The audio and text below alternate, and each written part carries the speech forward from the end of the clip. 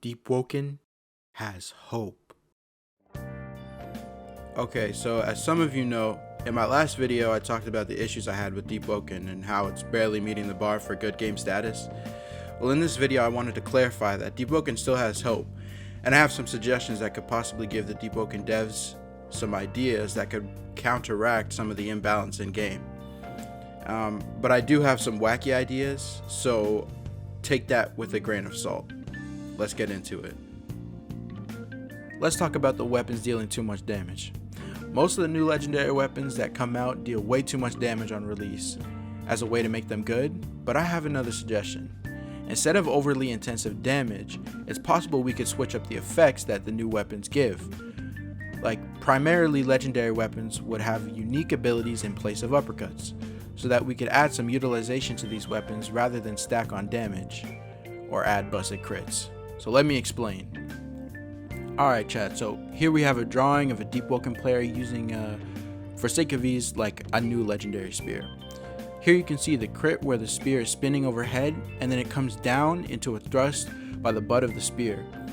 On guard break and guard break only, it would place a mark on the opponent, and then the uppercut works as like a thrust that acts as a get off me and does low damage and low posture damage. But if the mark is placed on the opponent, it does a secondary slash that works as an extender where you can follow up with a mantra like exhaustion strike if you want to confirm a hit, or you can do strong left for like a mix up or something like that.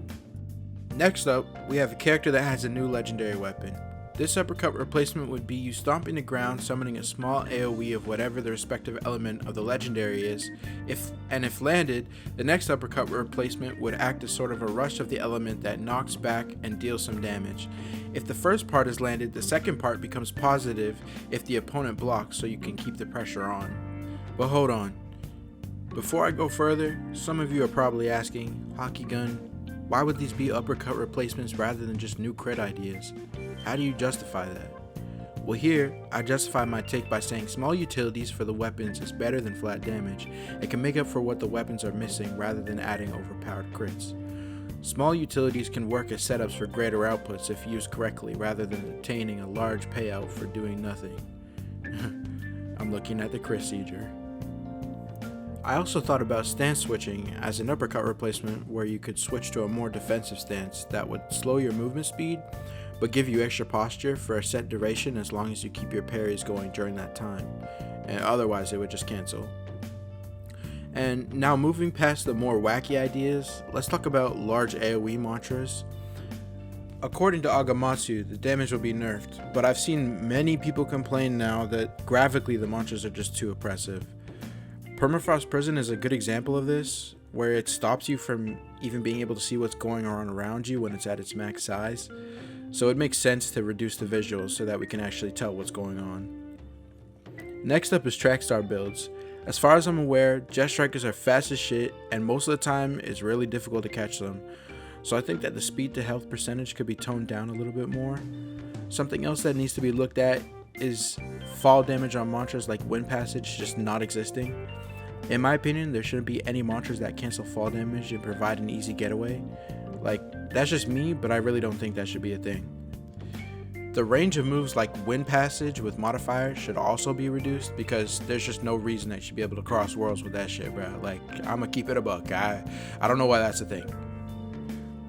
Permadeath is the next issue. Most players call it a risk to know that your player could potentially be wiped by another, but in my opinion, the risk is that you can't fight back.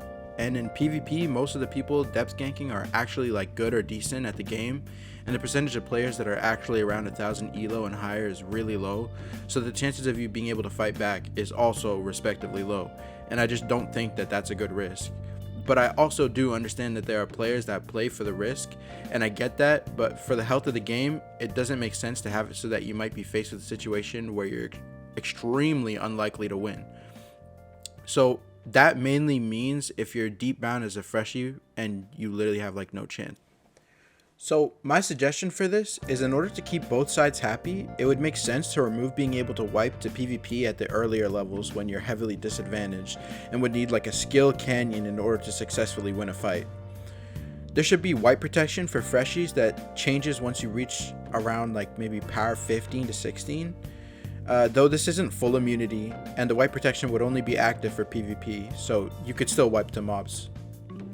Further on permadeath, as I mentioned in my last video, there's not enough merit to wiping builds, so I suggest that on death, with the echoes gained, we could get something like race rerolls or possibly relics, maybe a special weapon, or even like a high HP piece of equipment, and possibly like if you wipe enough slots, you can gain enough echoes to buy back another. I just want to see what's best for the game, and some of my suggestions may or may not be plausible, but I hope that what you can take away from this video is that there's plenty of ideas that can go into making the game a more filled, better place. If you guys also have ideas, let me know in the comments and I'll get to checking them out. And let me know what you guys think about mine. Thanks, and see ya.